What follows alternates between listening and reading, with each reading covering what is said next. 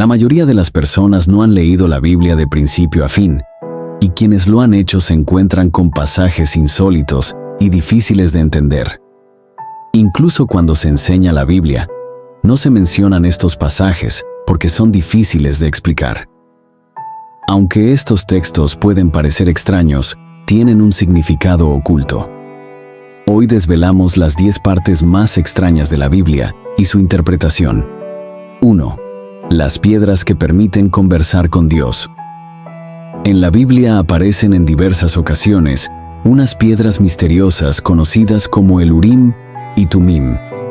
Estas eran guardadas cuidadosamente en la vestimenta del sumo sacerdote, llevadas cerca del latido de su corazón. El sacerdote las guardaba en el pectoral del juicio, una prenda especial que llevaba sobre su pecho.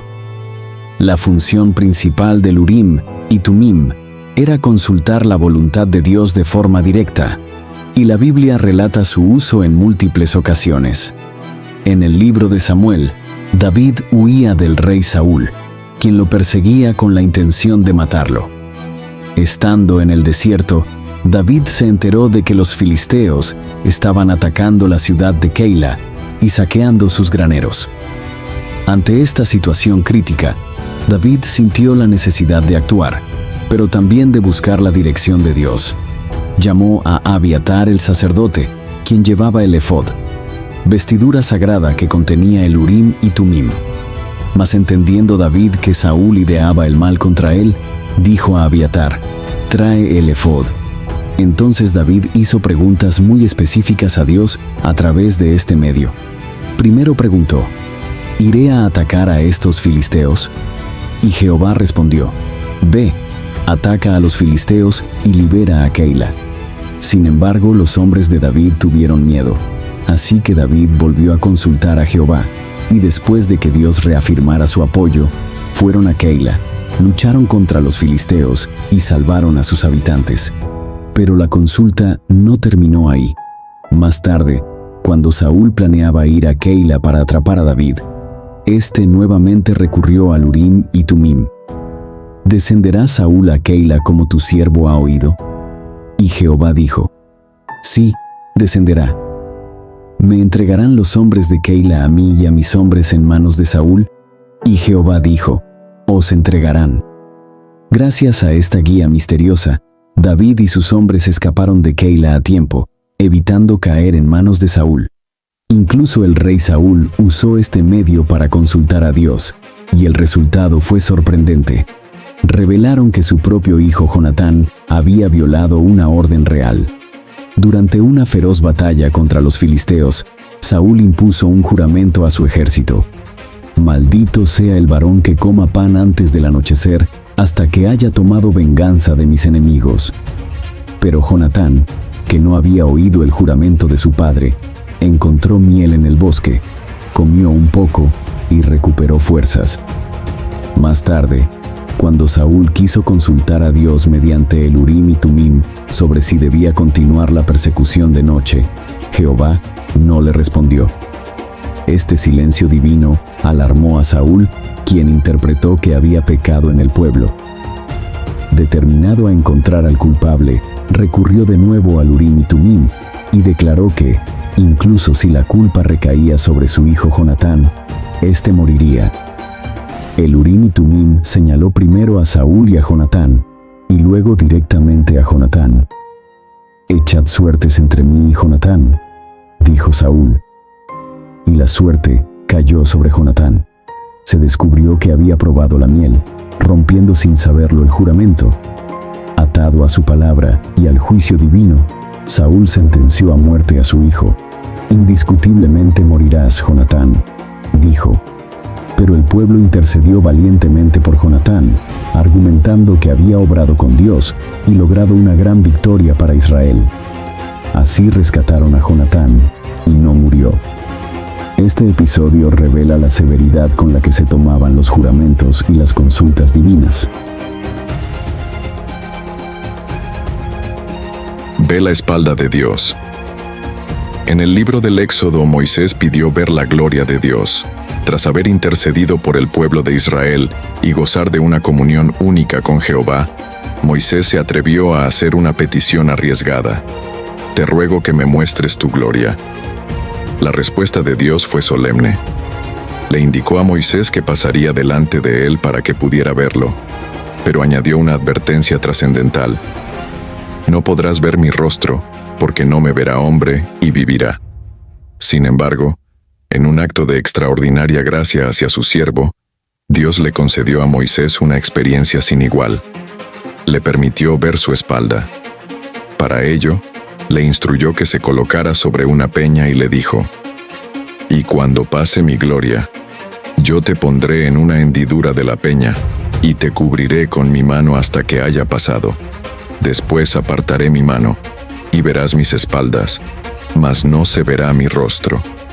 Así, protegido por la mano divina en la hendidura de la roca, Moisés pudo percibir una manifestación velada de la presencia de Dios, algo descrito como sus espaldas, una vez que la plenitud de su gloria había pasado.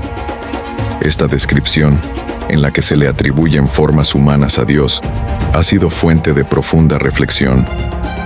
¿Qué vio exactamente Moisés? El texto no lo detalla con precisión, manteniendo un misterio sobre la naturaleza exacta de esta visión. La interpretación de este pasaje es que ningún hombre podría ver su rostro y seguir con vida, dada la intensidad de Dios. Pero el Padre proveyó una manera para que Moisés experimentara una medida de su gloria sin ser consumido.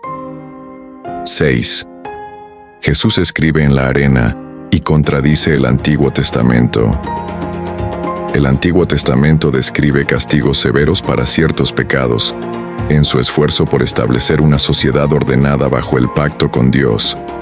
Entre estos, el apedreamiento, la muerte por medio de piedras lanzadas por los vecinos, se destacaba como la pena capital para ofensas consideradas particularmente graves.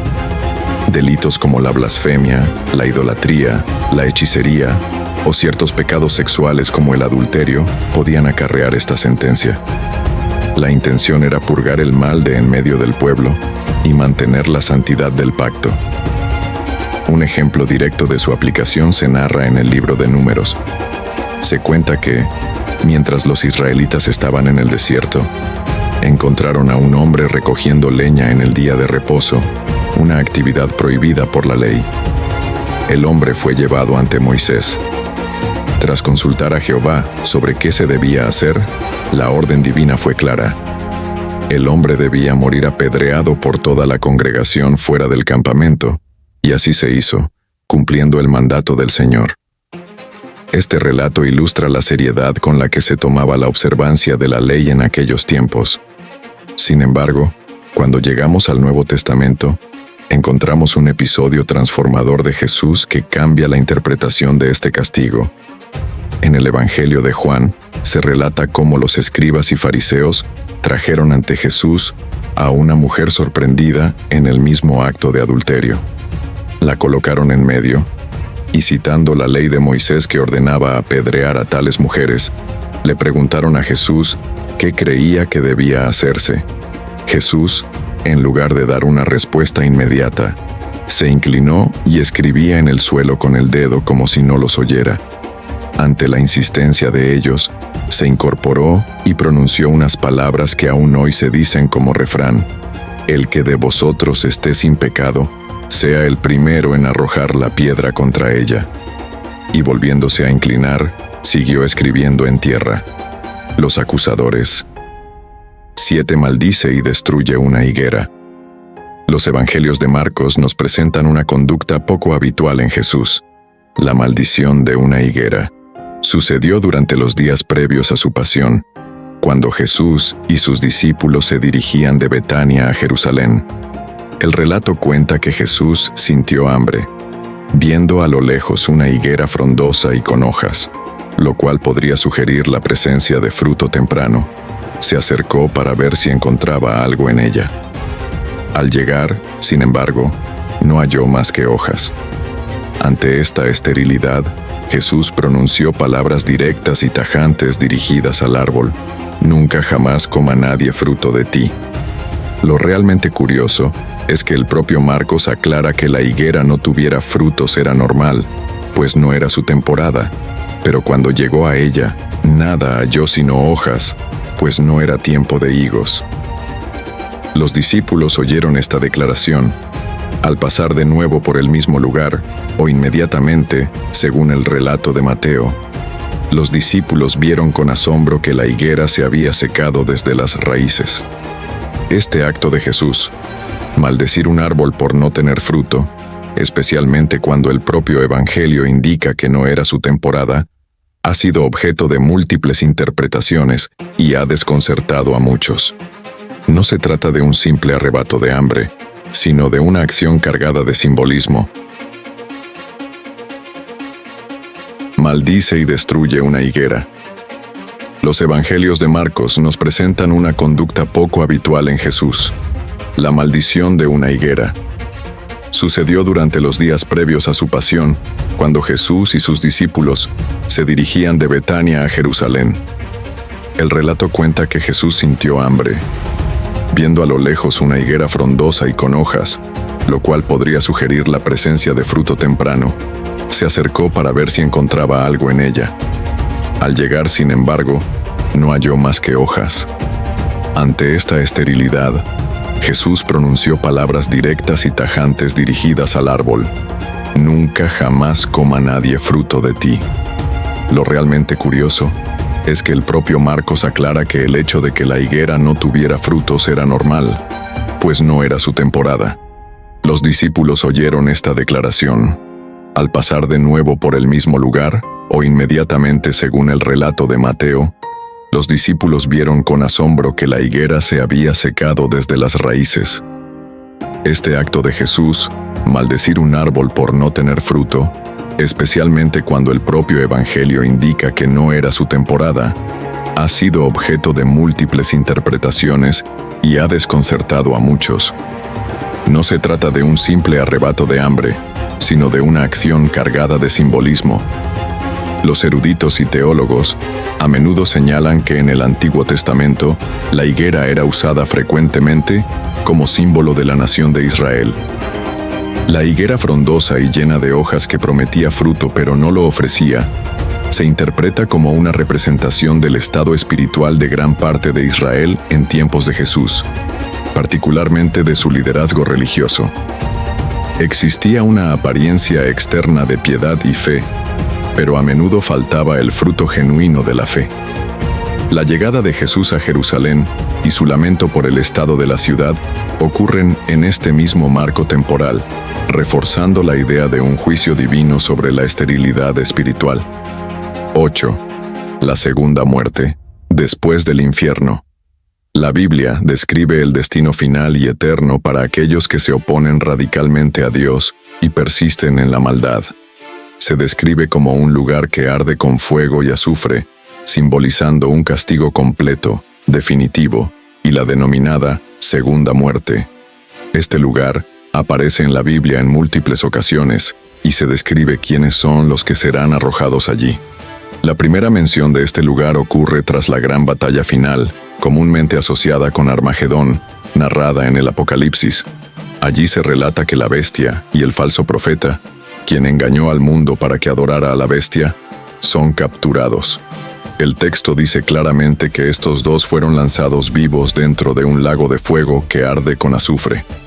Más adelante, en Apocalipsis capítulo 20, después de un periodo de 1000 años en que Satanás es atado, se cuenta que es liberado por un corto tiempo y vuelve a engañar a las naciones para una última rebelión contra Dios. Sin embargo, su derrota es absoluta. El pasaje declara que él también será lanzado al lago de fuego y azufre, donde estaban la bestia y el falso profeta, y serán atormentados día y noche por los siglos de los siglos. Después del juicio ante el gran trono blanco, donde los muertos son juzgados según sus obras y se abre el libro de la vida, el Apocalipsis revela un último acto sobrecogedor. La muerte misma y el Hades son lanzados al lago de fuego.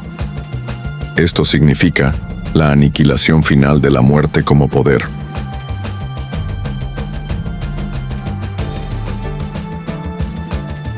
Después del juicio ante el gran trono blanco, donde los muertos son juzgados según sus obras y se abre el libro de la vida, el Apocalipsis revela un último acto sobrecogedor. La muerte misma y el Hades son lanzados al lago de fuego. Esto significa la aniquilación final de la muerte como poder, y también se afirma concluyentemente: el que no se encuentre inscrito en el libro de la vida fue lanzado al lago de fuego. Este grupo está formado por los cobardes e incrédulos, los abominables y homicidas, los fornicarios y hechiceros, los idólatras y todos los mentirosos. Tendrán su parte en el lago que arde con fuego y azufre, que es la muerte segunda. Se describe específicamente como muerte segunda. Se presenta el lago de fuego como la consecuencia última y eterna. 9. La misteriosa criatura Melquisedec. En la Biblia se describe un ser que no tiene padre ni madre, ni genealogía, ni inicio ni final. Parece imposible, pero esta figura enigmática aparece de la nada. Bendice a Abraham y desaparece. Es Melquisedec, un personaje que aparece brevemente en el libro del Génesis, pero cuya trascendencia es grande, especialmente en la carta a los Hebreos. Su aparición es tan súbita como significativa, dejando un aura de misterio que ha intrigado a estudiosos de la Biblia. El relato nos sitúa después de que Abraham regresara victorioso de una batalla para rescatar a su sobrino Lot. En ese momento, Melquisedec, sacerdote del Dios Altísimo, salió al encuentro de Abraham. No trajo consigo tributos de guerra, sino pan y vino, elementos de sustento y comunión. Entonces Melquisedec bendijo a Abraham en el nombre del Dios Altísimo, y Abraham, en un acto de reconocimiento a su autoridad espiritual, le dio los diezmos de todo el botín. Tras esta aparición, Melquisedec desaparece del Génesis abruptamente. Entonces Melquisedec le bendijo diciendo: «Bendito sea Abraham del Dios Altísimo, creador de los cielos y de la tierra». El misterio se debe a que no vuelve a aparecer hasta mucho después, en el Nuevo Testamento, en la carta a los Hebreos. Allí se le describe de una manera única, porque este Melquisedec, sacerdote del Dios Altísimo, que salió a recibir a Abraham y le bendijo, cuyo nombre significa Rey de Justicia, sin padre, sin madre, sin genealogía, que ni tiene principio de días ni fin de vida, sino hecho semejante al Hijo de Dios, permanece sacerdote para siempre. Esta descripción no implica necesariamente que Melquisedec fuera un ser celestial o no humano, sino que el registro bíblico omite deliberadamente su ascendencia y descendencia. Esta ausencia de genealogía terrenal es crucial, pues permite a Melquisedec definir de manera más perfecta el sacerdocio eterno que también tiene Jesucristo. Así, Melquisedec, cuyo nombre significa Rey de Justicia, se nos presenta como una figura histórica real, que sirvió como rey y sacerdote del Dios verdadero en una época muy temprana. 10. Las ruedas con ojos. El libro del profeta Ezequiel se inicia con una de las visiones más complejas de todas las Escrituras. Se relata en los capítulos 1 y 10 de Ezequiel. Tuvo una visión que se abrió con un viento tempestuoso, una gran nube y un fuego refulgente que despedía un resplandor a su alrededor. Del centro de este fuego emergieron 4 seres vivientes de apariencia extraordinaria. Cada uno tenía una semejanza humana general, pero poseía 4 caras distintas: la de un hombre al frente, la de un león a la derecha, la de un buey a la izquierda y la de un águila en la parte posterior. Cada ser tenía también 4 alas. 2 se extendían hacia arriba, tocándose entre sí, y 2 cubrían sus cuerpos.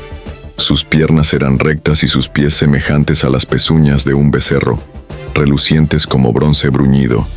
Debajo de sus alas, en sus 4 costados, tenían manos de hombre. Se movían con una rectitud implacable, siempre hacia adelante, sin necesidad de girar. Junto a cada uno de estos seres vivientes había una rueda asombrosa, y otra rueda que se cruzaba dentro de ella, como si fueran esferas giroscópicas capaces de moverse instantáneamente en cualquiera de las 4 direcciones. Estas ruedas eran de un color resplandeciente. Esta fue, según las palabras del profeta, la visión de la semejanza de la gloria de Jehová. Esta visión, con su intrincada imaginería de seres angélicos, ruedas omniscientes y la indescriptible gloria divina, ha fascinado y desconcertado a intérpretes durante siglos, simbolizando la omnisciencia y la movilidad trascendente de Dios. 11. Las criaturas, Leviatán, Behemoth y Rem. La Biblia presenta un fascinante bestiario de criaturas, algunas majestuosas y aterradoras, otras simbólicas y enigmáticas. Estos seres a veces subrayan el poder creador de Dios y en algunos casos, las fuerzas del caos y la desolación. El Leviatán. En el libro de Job, capítulo 41, Dios mismo describe al Leviatán. Se trata de una colosal criatura marina, de escamas impenetrables como escudos apretados. De sus narices sale humo. Ningún arma humana puede someterlo. Su corazón es duro como una piedra de molino, y su paso por el mar deja una estela luminosa. Los salmos también lo mencionan como una criatura con la que Dios juega en las vastas aguas. Y también el profeta Isaías lo nombra. En aquel día, Jehová castigará con su espada dura, grande y fuerte, al Leviatán serpiente veloz, al Leviatán serpiente tortuosa, y matará al dragón que está en el mar. El Leviatán encarna la fuerza bruta de la creación y el poder insondable de Dios sobre las fuerzas del caos. Behemoth. Justo antes de describir al Leviatán, en Job capítulo 40, Dios presenta a Behemoth. Se le describe con una fuerza formidable en sus lomos y vigor en los músculos de su vientre, moviendo su cola como un cedro. Sus huesos son como barras de bronce y sus miembros como lingotes de hierro.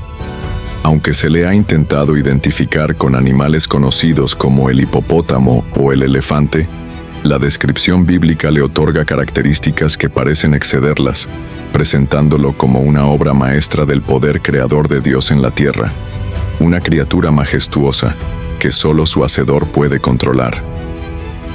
El Rem, mencionado en varios pasajes del Antiguo Testamento como en Números, Job y los Salmos, el Rem es un animal que simboliza una fuerza y una fiereza indomables. Algunas traducciones antiguas, como la King James Version, lo tradujeron como unicornio, lo que ha generado mucha curiosidad.